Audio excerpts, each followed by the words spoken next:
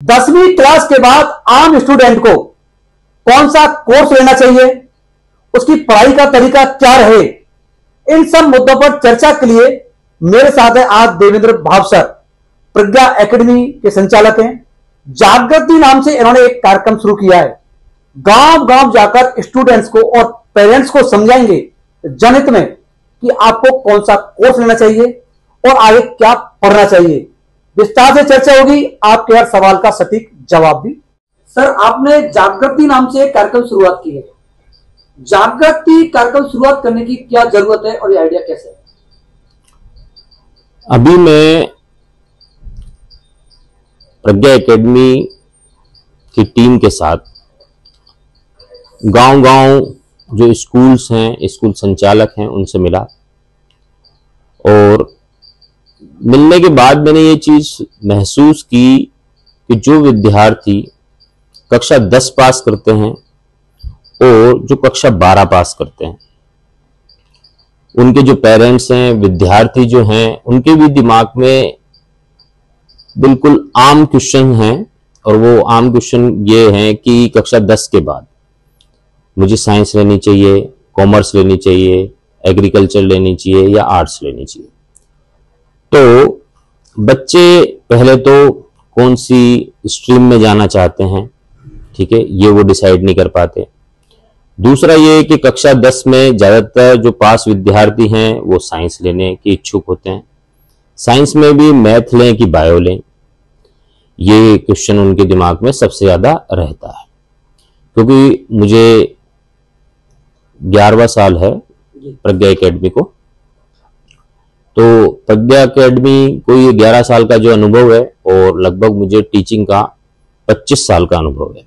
तो इस अनुभव में मैंने यही देखा है कि अधिकतर जो पेरेंट्स, गार्जियंस जो होते हैं, उनके दिमाग में एक क्वेश्चन रहता है कि अब हमारा बच्चा कक्षा 10 पास कर लिया है, अब एक्चुअल में इसको क्या कराना चाहिए, साइंस लेनी चाहिए, आर्ट्स लेनी चाहिए, एग्रीकल्चर, कॉमर्स। ज्यादातर विद्यार्थी साइंस में ही आते हैं और साइंस में 2 ऑप्शन होते हैं, बायो लेनी है या मैथ लेनी है। तो बच्चा अगर बायो लेना चाहता है, यानी कि वो डॉक्टर बनना चाहता है, तो उसे एक बात समझ में आनी चाहिए, वो ये कि उसको एक लंबे समय तक बहुत डिसिप्लिन और बहुत ही धैर्य के साथ पढ़ाई करनी होती है। क्योंकि अगर एक बच्चा होनहार है और वो बायो लेता है, तो कक्षा 10 के बाद उसे कक्षा 11, कक्षा 12 2 साल वो फाउंडेशन की तैयारी अगर करता है, तब जाकर वो 12th के साथ एक्चुअल में नीट में सेलेक्ट हो सकता है।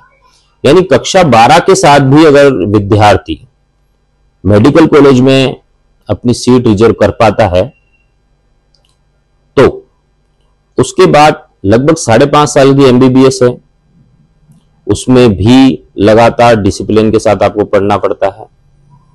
और 5.5 साल की ये जो ट्रेनिंग होती है, ये 6 साल की में लगभग खत्म होती है। तो 6 साल ये हो गए। सिंपल एमबीबीएस जो विद्यार्थी करता है उसको कुछ भी नहीं माना जाता जब तक वो पीजी नहीं करे। फिर उसे कंपटीशन देना पड़ता है, 1 साल पीजी की तैयारी करनी पड़ती है, फिर वो पीजी करने जाता है तो फिर उसे 2 साल लगते हैं। यानी एक होनहार विद्यार्थी जो कक्षा 12 के साथ सेलेक्ट हुआ है, उसको भी 9 साल लग जाते हैं। तो 9 साल तक लगातार धैर्य और डिसिप्लिन के साथ आप पढ़ सकते हैं। उसके बाद आज आप जितने भी फेमस डॉक्टर्स हैं, आप उनको देखो, उनकी लाइफ देखो, तो उनकी लाइफ में आपको नजर आता है कि एक बंगला है, गाड़ी है, वो एसी केबिन में बैठ के, ठीक है, मरीजों को देख रहे हैं और मरीजों की लाइन लगी हुई है। सर, उसमें सवाल यह है कि गांव का एक स्टूडेंट होता है 10वीं के बाद, वो डिसाइड नहीं कर पाता है कि उसको करना क्या है और वो वहां की वहीं अटक के रह जाता है जी। चाहे वो कितना भी इंटेलिजेंट हो, 10वीं उसकी अगर 95% भी हुई हो, वो निकल नहीं पाता। उसके लिए क्या आइडिया है? जी, अगर एक्चुअल में कोई विद्यार्थी जो गांव में है और होनहार है, और गांव में आजकल साइंस भी चलती है, बहुत सारी जगहों पर साइंस पढ़ाई जाती है, लेकिन गांव में केवल स्टेट बोर्ड ही एक्चुअल में विद्यार्थी को मिल पाती है। और मेरा ये मानना है कि अगर होनहार विद्यार्थी है और वो केवल स्टेट बोर्ड 11 12 पढ़ता है, 12th के साथ वो होनहार है, इसलिए वो बहुत अच्छी परसेंटेज भी बना लेगा। और गांव के जो स्कूल्स हैं वो भी बहुत अच्छी मेहनत करते हैं, तो सीनियर के साथ उसकी परसेंटेज भी बहुत अच्छी बन जाती है। लेकिन वो बच्चा नीट या जेई जैसे कंपटीशन के अंदर सेलेक्ट नहीं हो पाता। इसके लिए कक्षा 11 और 12 में फाउंडेशन पढ़ना जरूरी है। जब वो बच्चा कक्षा 11 और 12 में फाउंडेशन पढ़ेगा तभी वो एक्चुअल में 12th के साथ सेलेक्ट होना पॉसिबल है। अच्छा, इसमें ये कि कौन सा कॉलेज या स्कूल में वो जाए, इसका कैसे पता चला है वो ये बेटर? जी, अगर एक्चुअल में आप गंगापुर सिटी के आसपास के क्षेत्र के किसी गांव से हैं और विद्यार्थी आपका जो बच्चा है वो होनहार है, तो आप गंगापुर सिटी में प्रज्ञा एकेडमी के अलावा और भी संस्थान हैं, ठीक है। उन संस्थानों में आपको सबसे पहले संस्थान चयन करने के लिए आपको ये देखना चाहिए कि यहाँ पर कौन कौन टीचर पढ़ा रहे हैं और कितने लंबे सालों से वो इस परिक्षेत्र के विद्यार्थियों को देख रहे हैं या उनको पढ़ाते हैं। उस संस्था के रिजल्ट कैसे हैं, फिर उस संस्था में स्टेबल फैकल्टी है या नहीं है, क्योंकि ये जो फाउंडेशन पढ़ाने वाली जो टीम होती है वो आज 2 साल एक इंस्टीट्यूट में, फिर 2 साल वो किसी और इंस्टीट्यूट में चली जाती है। ये जो फैकल्टी का डिस्टरबेंस है ये बच्चों को बहुत परेशान करता है और उससे उनकी जो रिदम होती है वो डिस्टर्ब हो जाती है। इसलिए आप इंस्टीट्यूट का चयन करें तो उसका रिजल्ट देखें और ये देखें कि इसमें जो फैकल्टी टीम है वो स्टेबल है या नहीं। अच्छा, नीट या जेईई में ये टारगेट आधारित बैच क्या होता है? क्या टारगेट आधार पर करनी चाहिए पढ़ाई, नहीं करनी चाहिए? टारगेट आधारित से आप क्या कहना चाहते हैं? जैसे टारगेट एक बैच होता है जो आफ्टर 12th जो बच्चे साइंस से कक्षा 12 पास कर लेते हैं और जो बच्चे कक्षा 12 के साथ नीट का भी एग्जाम देते हैं लेकिन वो सेलेक्ट नहीं हो पाते, उन बच्चों का जो एक बैच होता है जिसको हम ड्रॉपर बैच या टारगेट बैच बोलते हैं, वो बच्चे 1 साल ड्रॉप करके नीट और जेईई की तैयारी करते हैं। तो उसमें क्लास 11th और क्लास 12th दोनों पढ़ाई जाती है। क्लास 11th और क्लास 12th का फुल सिलेबस एक ही साल के अंदर कवर किया जाता है और वो एक्चुअल में फुली कंपटीशन बेस्ड होता है। उसके लिए एक्चुअल में टारगेट बैच के लिए हमारे पास पूरा एक शेड्यूल होता है, उसका पूरा टेस्ट प्लानर होता है, पूरा एकेडमिक कैलेंडर होता है, उसी के अनुसार वो टारगेट बैच चलता है। और उस टारगेट बैच में वो विद्यार्थी सबसे ज्यादा सफल होते हैं जिन्होंने कक्षा 11 और 12 जो है फाउंडेशन के साथ पढ़ी हुई होती है। ऐसे विद्यार्थी जो कक्षा 11 और 12 में केवल स्टेट बोर्ड लेते हैं और वो सोचते हैं कि कक्षा 12 के बाद हम टारगेट बैच कर लेंगे, उसके बाद हम नीट और जेईई की तैयारी करेंगे, तो उन बच्चों का थोड़ा सफल होना असंभव तो नहीं है लेकिन एक्चुअल में थोड़ा सा कठिन हो जाता है और उनको 1 साल की जगह 2 साल भी लग सकते हैं। अच्छा, एक आम स्टूडेंट का सवाल होता है 12वीं के बाद कि वो बीएससी नर्सिंग करे, प्रोफेशनल कोर्स में जाए, क्या करना चाहिए उसको? जी, कक्षा 12 के बाद जो विद्यार्थी हैं उनके लिए मैं हमेशा एक बात कहता हूं कि 2 टाइप की पढ़ाई होती है, एक एकेडमिक होती है, एक टेक्निकल एजुकेशन होती है। अगर आप एकेडमिक्स में जाना चाहते हैं तो आप एक्चुअल में आपके जो भी नजदीकी गवर्नमेंट कॉलेज है आप वहां एडमिशन ले सकते हैं, किसी प्राइवेट कॉलेज में एडमिशन ले सकते हैं, आप सिंपल बीएससी कर सकते हैं। अगर बायो वाला स्टूडेंट होता है तो उसको एक्चुअल में सिंपल बीएससी कर सकता है, मैथ वाला स्टूडेंट है तो वो भी सिंपल बीएससी कर सकता है। आपने और आगे जो बीएससी के बारे में हम बात करें तो बीएससी का नाम आपने सुना होगा, जैसे माइक्रोबायोलॉजी से कर सकते हो, आप बायोटेक्नोलॉजी से कर सकते हो, बीएससी केमिस्ट्री आजकल बहुत प्रचलित है। बीएससी कई फील्ड्स के अंदर होती है लेकिन ये फील्ड्स एक्चुअल में आपके नजदीकी किसी कॉलेज के अंदर उपलब्ध नहीं होंगे। तो आपको जयपुर जैसी स्थान पर जाकर, जैसे आपने Amethi university, Manipal university, NIMS university, इनके नाम सुने होंगे, अगर आप इन यूनिवर्सिटी से बीएससी करते हैं तो वहां पर माइक्रोबायोलॉजी, बायोटेक्नोलॉजी, बीएससी केमिस्ट्री, इनसे आप बीएससी कर सकते हैं और इनके बाद एक्चुअल में आपका भविष्य अच्छा बन सकता है। मैंने अभी लगभग 2-3 साल पहले बीएससी पर काफी रिसर्च की थी क्योंकि मेरे एक जानकार थे, उनका बच्चा था, तो वो बीएससी करना चाहता था। तो मैंने उनको बोला, मैंने कहा सिंपल बीएससी तो अपन को करानी नहीं है। तो हमने काफ़ी रिसर्च करी, तो फिर हमने उनको बीएससी केमिस्ट्री, जो कि जयपुर में भी अवेलेबल नहीं थी, अब अवेलेबल होगी वो तो मुझे पता नहीं है, तो उसका एक्चुअल में फिर जो नोएडा में मणिपाल यूनिवर्सिटी है वहां पर एडमिशन हमने कराया। तो मैं काफ़ी यूनिवर्सिटी घुमा हुआ हूँ, मुझे काफ़ी अनुभव है। और इसके बाद कक्षा 12 के बाद जो विद्यार्थी हैं वो पैरामेडिकल कोर्सेज में जा सकते हैं, ठीक है, बीएससी नर्सिंग कर सकते हैं। और 12वीं के बाद अगर बच्चा चाहे तो वो नीट और जेई की तैयारी भी कर सकता है, उसको ड्रॉपर बैच में एडमिशन लेना होता है। और अगर वो बहुत अच्छी मेहनत करे तो वो 1 साल में भी नहीं सेलेक्ट हो सकता है। और कई बार विद्यार्थी को 2 साल भी लग जाते हैं अगर उसने स्टेट बोर्ड ही पढ़ा हुआ है तो। अच्छा, एनडीए, एसएससी, सीजीएल, बीएसटीसी, इन पर क्या भविष्य स्टूडेंट्स? कक्षा 12 के साथ एनडीए जो एग्जाम होता है वो साल में 2 बार होता है, और उसको मैथमेटिक्स वाले स्टूडेंट ही देते हैं जिनके पास मैथमेटिक्स होती है, और साल में 2 बार एग्जाम वो लगता है। आप जो है बीटीएससी जो है उसके साथ ये है कि आप उसके साथ आजकल इंटीग्रेटेड कोर्सेज चलते हैं, तो आप बीएससी बीएड कर सकते हैं। और क्या बताया आपने? बीएसटीसी है। हाँ, बीएसटीसी बता दिया मैंने। तो वो इंटीग्रेटेड कोर्सेज के लिए होती है, उसके साथ बीएड भी हो जाती है। आजकल इंटीग्रेटेड कोर्सेज जो हैं वो काफी प्रचलन में है, जिसके साथ विद्यार्थी की बीएससी के साथ बीएड भी हो जाती है। और जो मूल विषय हम जिस पर चल रहे थे कि 10वीं और 12वीं के स्टूडेंट्स, उसके पेरेंट्स की क्या भूमिका रहती है? कई बार पेरेंट्स भी बच्चों में थोप देते हैं ना कि आप ये सब जी, बिल्कुल बिल्कुल, ये बहुत ही सही क्वेश्चन आपने पूछा, और इस क्वेश्चन को मैं काफी लोगों को समझाना भी चाहता हूँ। आप अपने बच्चों को स्टेटस सिंबल के लिए साइंस ना दिलाएं, खास करके बायो एक ऐसा सब्जेक्ट है कि अगर आप के बच्चे में डॉक्टर बनने यानी सेवा करने, धैर्य और डिसिप्लिन के साथ पढ़ाई करने की लगन है तो ही आप बच्चों को बायो दिलाएं।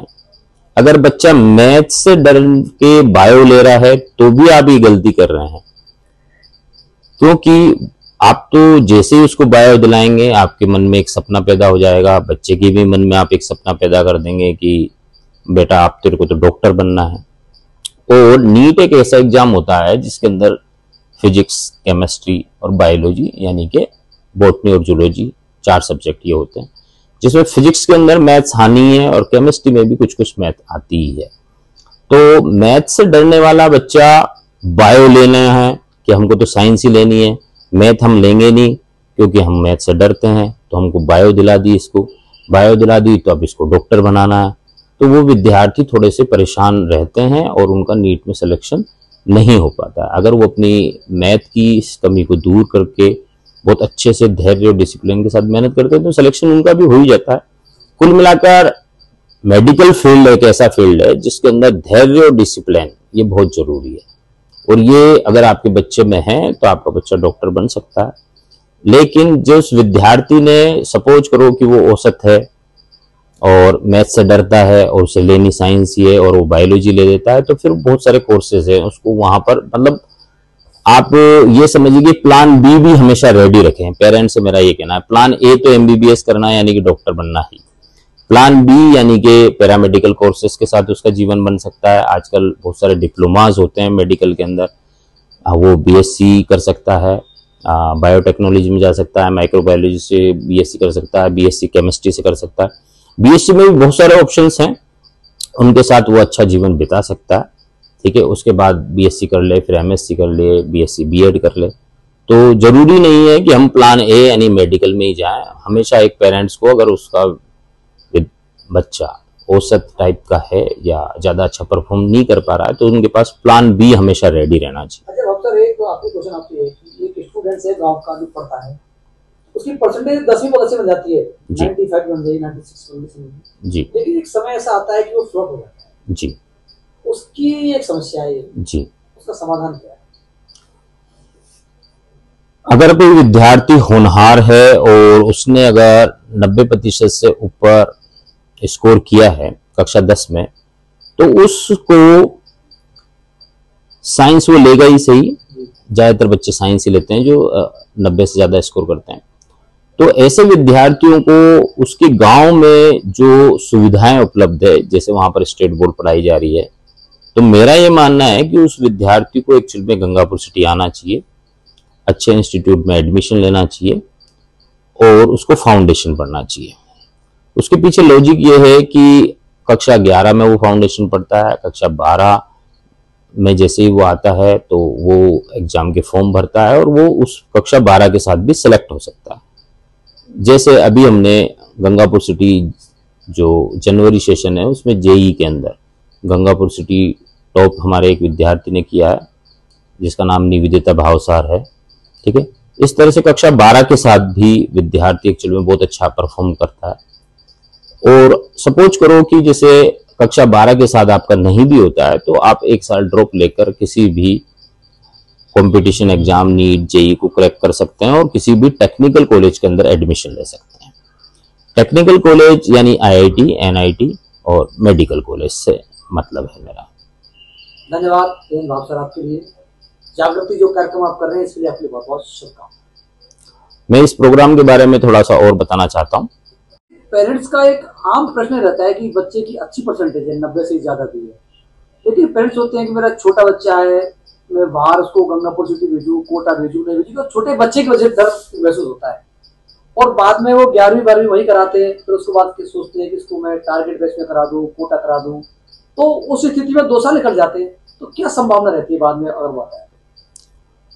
अगर विद्यार्थी की कक्षा 10 में 90% से ऊपर है तो वो केवल इस बात को बताता है कि एक विद्यार्थी जो है उससे पढ़ने के लिए कहा जाए तो 5 से 6 घंटे पढ़ सकता है, यानी उसका पढ़ाई में मन लगता है। अगर हम गांव में रहकर उस विद्यार्थी को साइंस से 11th-12th कराते हैं, यानी स्टेट बोर्ड केवल पढ़ाते हैं, तो और हम ये सोचते हैं कि बच्चा अभी छोटा है और अभी कहाँ हम इसको कोटा, जयपुर या गंगापुर सिटी भेजेंगे, तो वो बच्चा जब सीनियर पास हो जाता है, उसने केवल सिंपल बोर्ड पढ़ा हुआ होता है, तो वो किसी कंपटीशन में सिलेक्ट नहीं हो पाता है।